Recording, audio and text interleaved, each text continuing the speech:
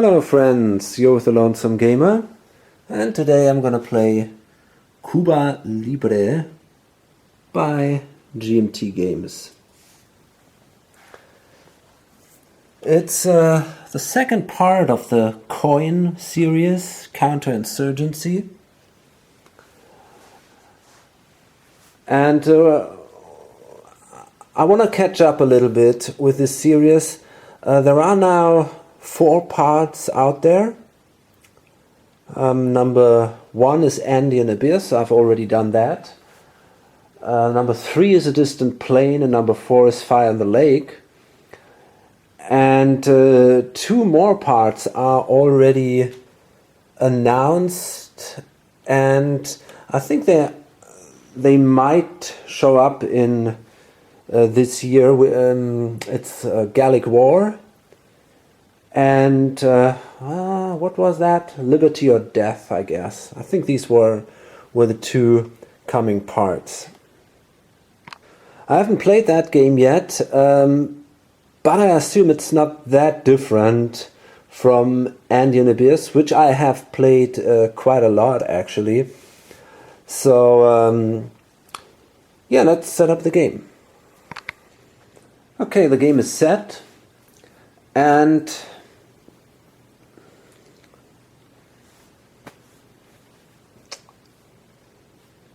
there are 4 factions in this game. I'm playing the government,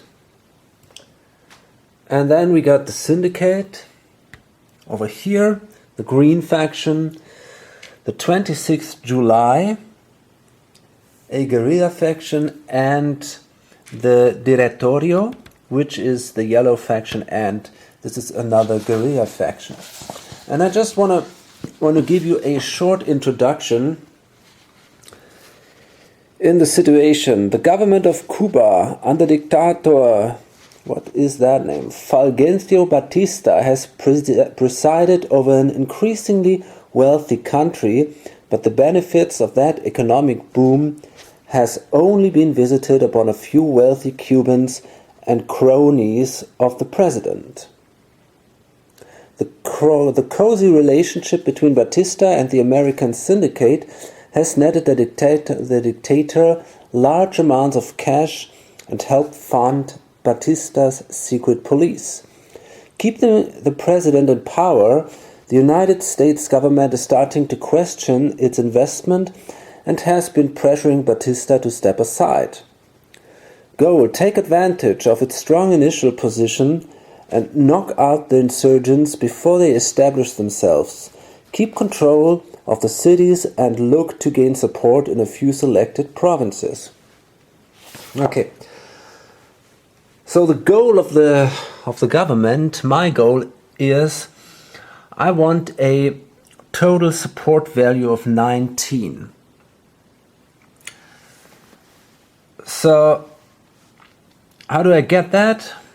We have here each province. These are the provinces here. And these are the cities, the big ones, the big circles here. There are 3 cities. They have a population. And that is indicated by that small number here and over here. And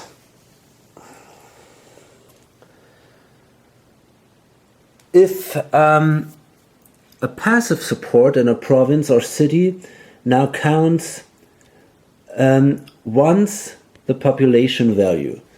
So the passive support here in Havana is exactly 1. An active support counts twice the population value. So here we have active support, or down here, so that gives me 2 support points then. And because Havana is a real big city with 6 population, and I have active support there, I gain 12 points of that, and then a few more on the countryside. So overall it's 16 support points right now, and I need 3 more. But to win the game, I have to, in the solitaire variant, I need these 3 points until we come to the last of 4 propaganda cards that are here in the card deck, and they look exactly like that. And during each of these 4 propaganda rounds, the other players are not allowed to fulfill their winning condition. If this should happen, I would lose. So I need to win at the end of the game, after the 4th card. And, well, the others are always checked during the propaganda cards, also during the other propaganda cards. 26th July. Movement of 26th July guerrillas have landed near the eastern tip of Cuba, and after several narrow escapes have established a base in the Sierra Maestra, which is down here. They also draw support from groups outside of Havana and in the city of Santiago de Cuba. Initially, Castro's men must consolidate their forces and train their army while disrupting the government forces. Generally, the 26th July faction will need to ally with the disparate forces of the Directorio to keep the government from winning an early victory. So, they need an opposition which works basically the same as the support, and they add their number of bases, which is right now 1, and they need a value of 16 then. So opposition plus bases must be 16 for them to win the game. The Directorio. The Directorio Revolucionario, a rebel student group funded by, I can read that, José Antonio Echevarria, also is fighting Batista, but differs with 26th July in tactics and goals. The Directorio is extremely vulnerable at the beginning. While it does start with urban guerrillas in Havana, right there, these are often early targets for the government. Sometimes early events can lead to the development of your position, but other times you may have to carefully carve out a base in central Cuba. Goal: control a significant portion of Cuba while building a strong army. Okay, so that means overall,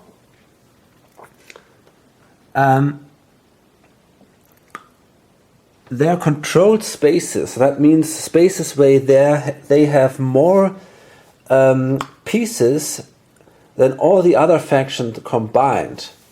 So the population of the controlled spaces plus their bases, that must be 10. So right now they only control one space, which is this one here, Camagüey. I don't know how to spell that. And that has only one population. So that means that's 1 point. And they don't have any base on the board, and they don't control this area here. So that's why they start with only 1 victory point. Okay, so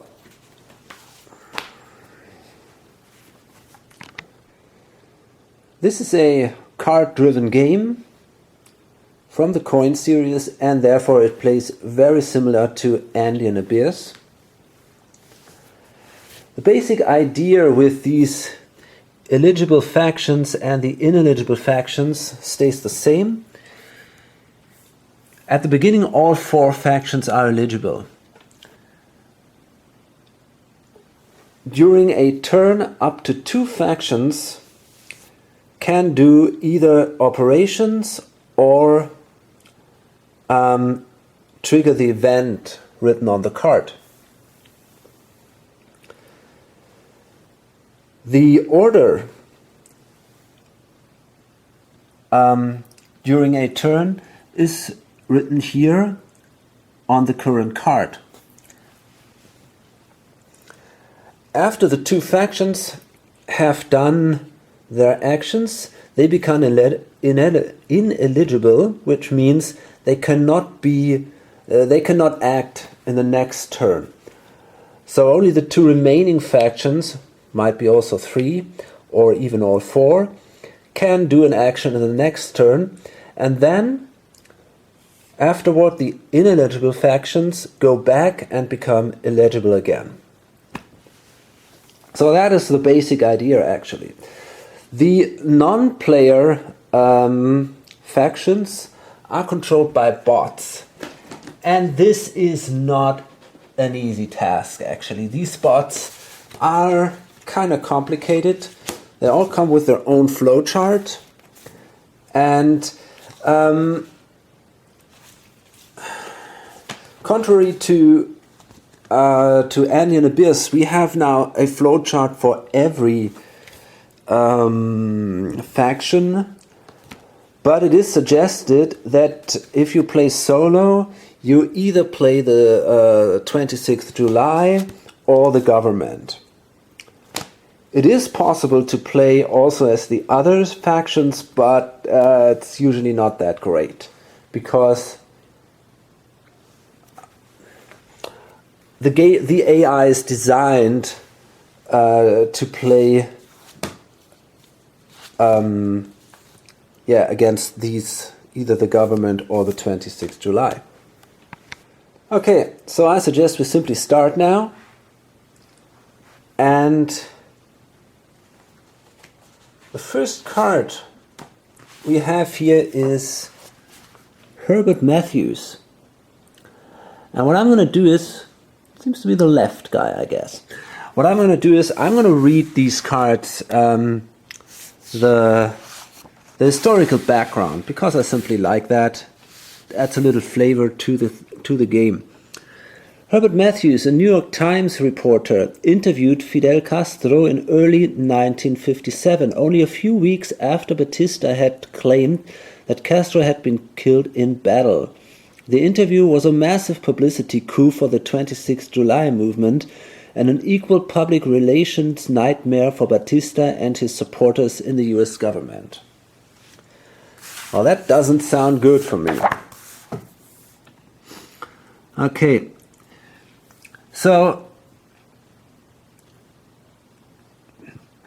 by the way, I'm playing the short variant, which means I'm going to remove 8 cards out of the deck.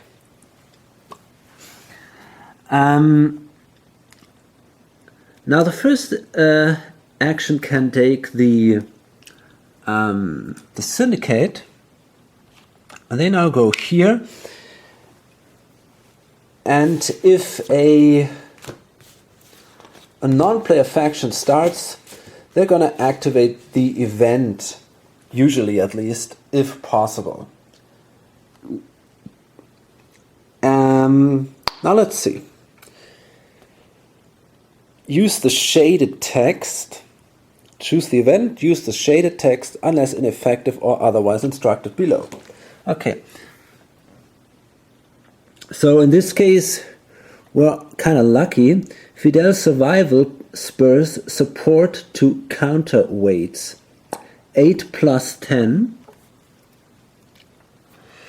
The casino is basically on our side because we let them do their crime and they pay us in return some money.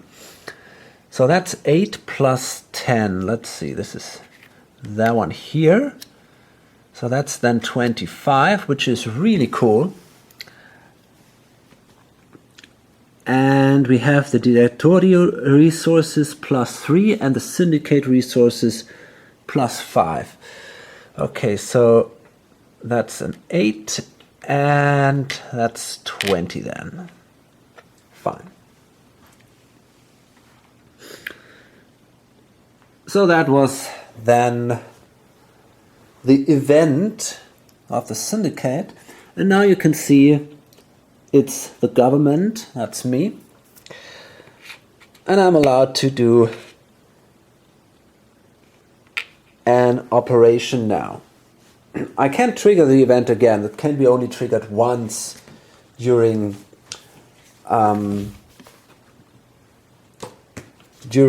a card. And you can also see here, if the first faction triggers the event, the second faction can only trigger the operation, including a special ability. So let me see what I'm going to do. Okay, it's interesting to see that the next card is going to be a propaganda card. So that means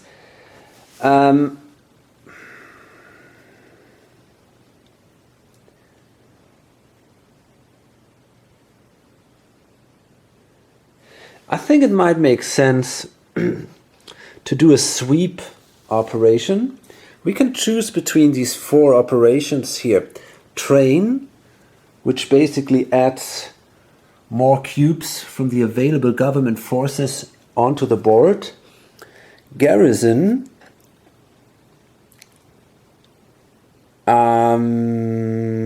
wow, that's a good question. Protect ECs and redeploy among cities. Okay. Sweep allows you to enter with troops the provinces, and assault is basically an attack on enemy forces. So what I'm going to do right now is I'm going to sweep, and I can only use troops to do that.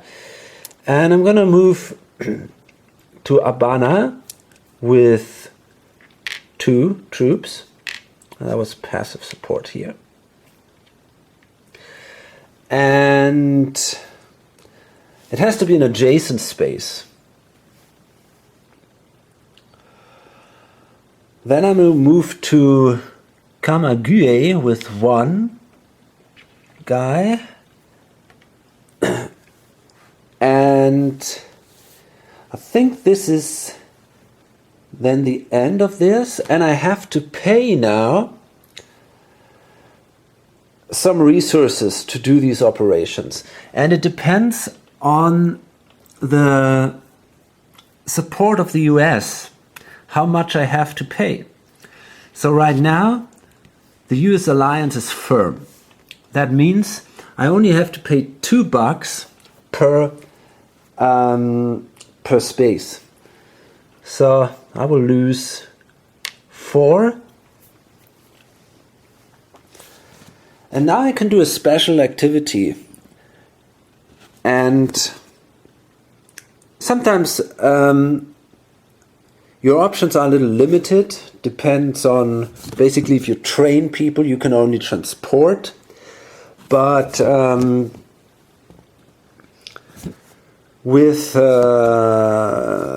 this sweep ability, with this sweep operation allows you to do any special ability. So what I'm going to do is I'm going to transport some guys into Oriente. So that means I can take any troops from a city or base to any one space. So I'm going to take, I don't know, basically, doesn't matter really. 2 would be fine, I guess. Place them here in Oriente. And this is then the end of my operation. And that means now we are all ineligible. And this is then the end of the turn.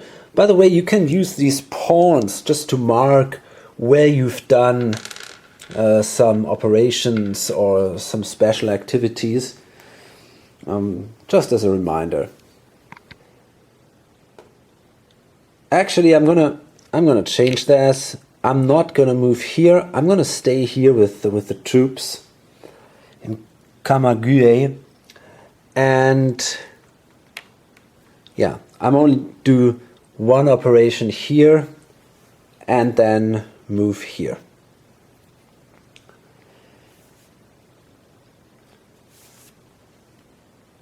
The reason is I want to do a civic action here in the next during the propaganda action, but I can only do this if there are police and troops on a space.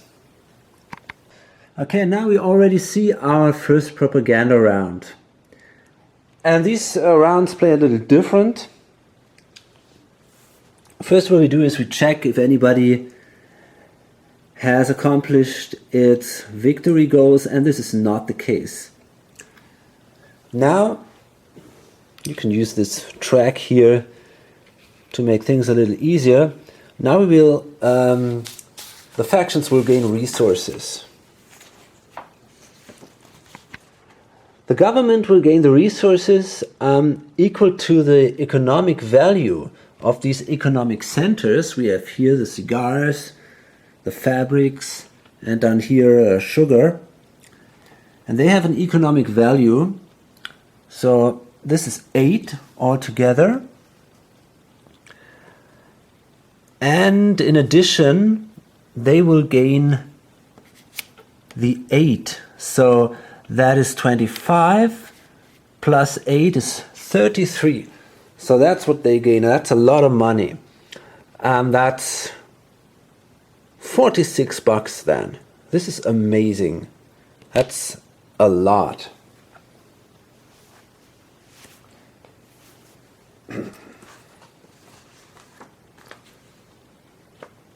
Okay. The insurgents, they won't get much. 26th of July, only the number of its bases. Well, right now this is only one base, so they gain 1. The Directorio, the number of spaces where it has pieces. Well, right now that's only 2.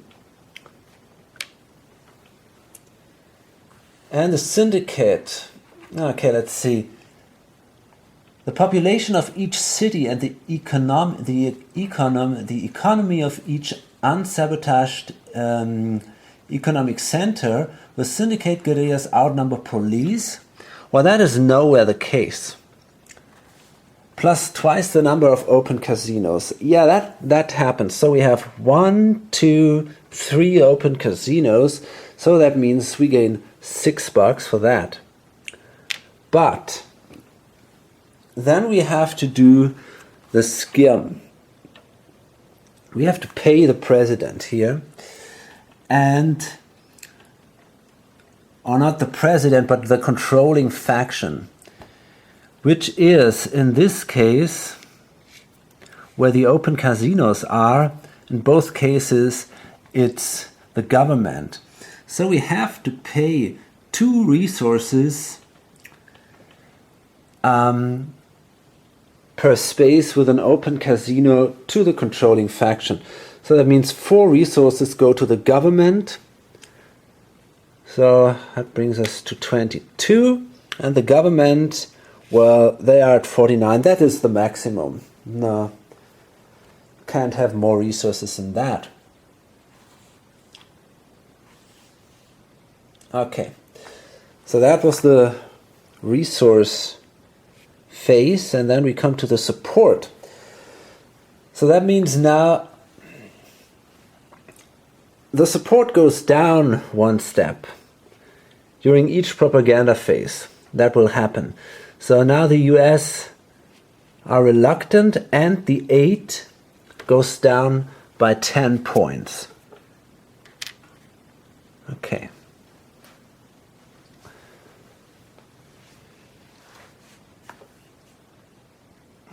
That is also something that happens during every propaganda phase.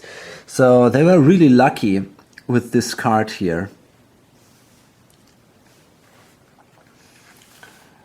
And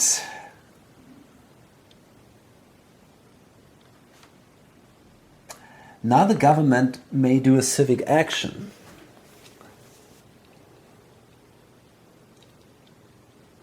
Well, to do this,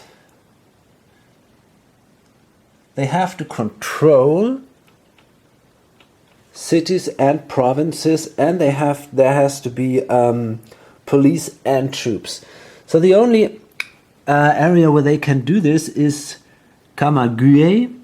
They control it because they have the most pieces, and there are police and troops, and there is only passive support here. So they can now spend $4. Yeah, exactly. They spent $4. That always costs $4, these civic actions, to flip this passive support now to active support. And now this counts twice the number of population, so you gain an additional victory point for that.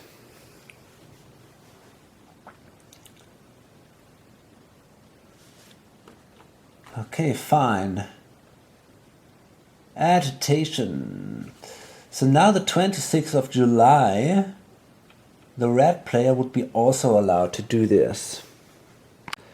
But they cannot do this. The only area they control is Sierra Maestra, and there is already active opposition, so there is no reason for them to do it. Now we have expat backing.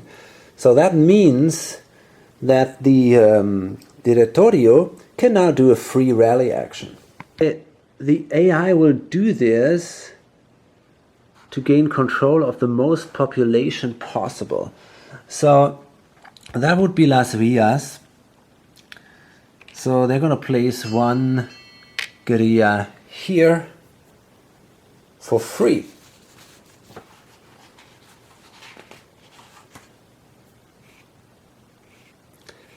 And now we got to redeploy. So that means we're now allowed to move police to any ECs or government-controlled spaces. So let's see. I think I want to move police here because the troops have to go out of this area at the end of the propaganda phase. And I'm gonna also move some police here, possibly 2, maybe even 3. It's pretty close to Sierra Maestra. Well, I might also move maybe some police in here.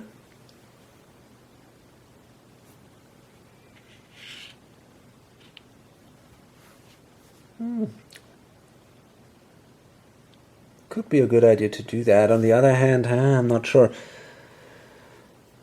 Also here, damn. Now I think I'm going to prefer to place some police here. Okay, now we must remove our troops out of the provinces. I think I'm gonna take another policeman here and place him here. I want to control Havana, so I want more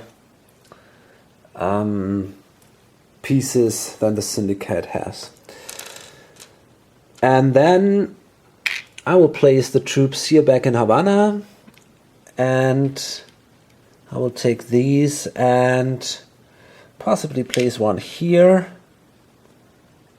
And, well, not sure. Maybe another one here in Camagüey. Yeah. Okay. Think that would be fine. And then,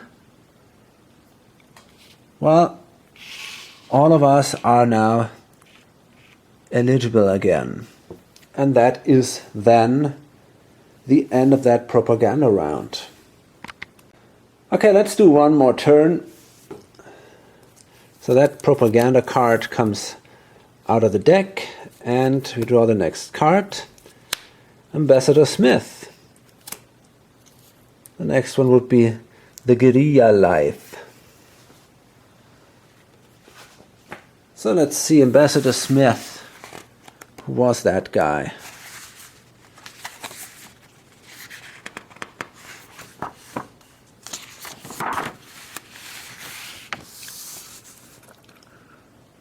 Earl Smith was a businessman with investments in Cuba who became the US ambassador in 1957, even though he did not speak Spanish. Smith pushed constantly for increased military aid to Batista and believed that the 26th July movement was a communist insurgency. He came to believe that those who opposed him in the State Department were friendly to communism. Okay, so again, the syndicate now, they can decide what they want to do. Okay. So, and they will, or they can start. Well, their decisions are limited because they are bound to the AI, of course. So what they're going to do is they're going to trigger again the event, which is in this case in my favor, I guess. Blindly backing dictator, shift US alliance 1 box up. Well, that is absolutely amazing. So that goes up. 8 plus 9. Holy moly. So that brings me then to 24. That's such a great start.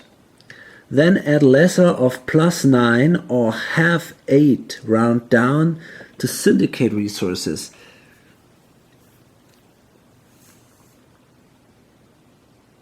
Okay, so he will get plus 9. The syndicate will gain plus 9 resources. So that brings him then to 31.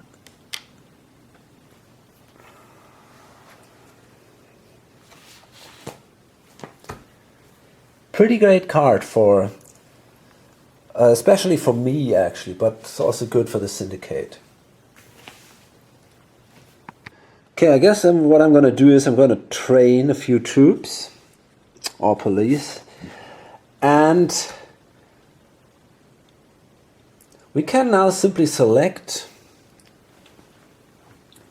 cities or provinces with government bases, which right now don't exist, and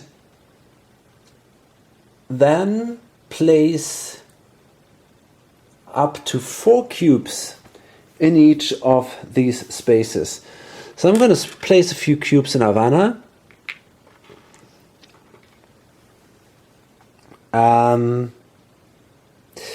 Yeah, I mean, a few here,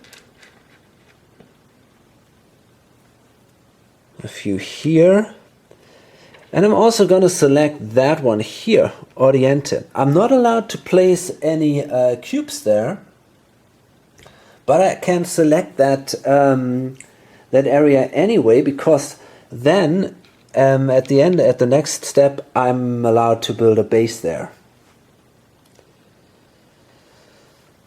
So let's see. Let's kind of mix this.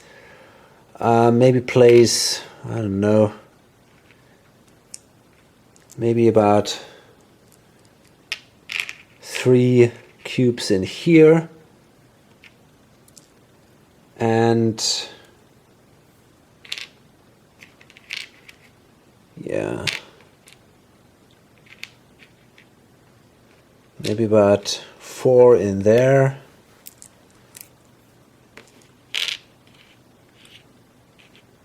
And maybe, let's see, yeah, let's do it like this. A little bit of police, and that should be fine. And then we're going to remove these 2 cubes here, and that allows us then to place a government base here. So then if we're going to train in the future, we are allowed to place troops in this area too, and not only in the cities. So that cost us altogether now only $8. That's definitely great. So that brings us to 37.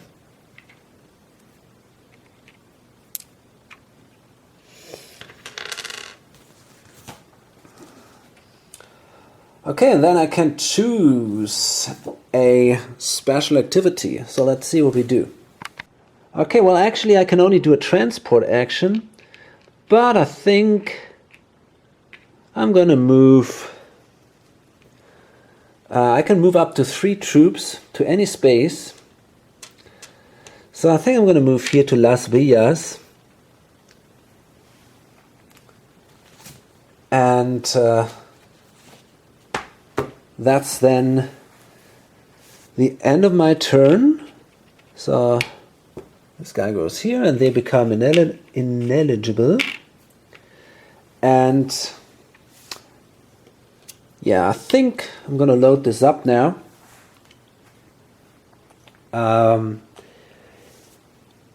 Yeah, I'm still, I'm not very, I haven't played that game a lot, so I don't know too much about it. As I said, I've played Onion Abyss quite a bit, but that is also, I mean, that was a few months ago, maybe half a year ago or so, and I see now that these games are quite complex, and if you don't play them on a regular basis, then, well, it takes some time until you get back into the game.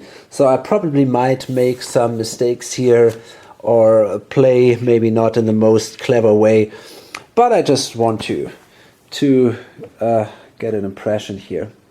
Okay, so hope to see you on the next video or on lonesomegamer.com. Until then, bye.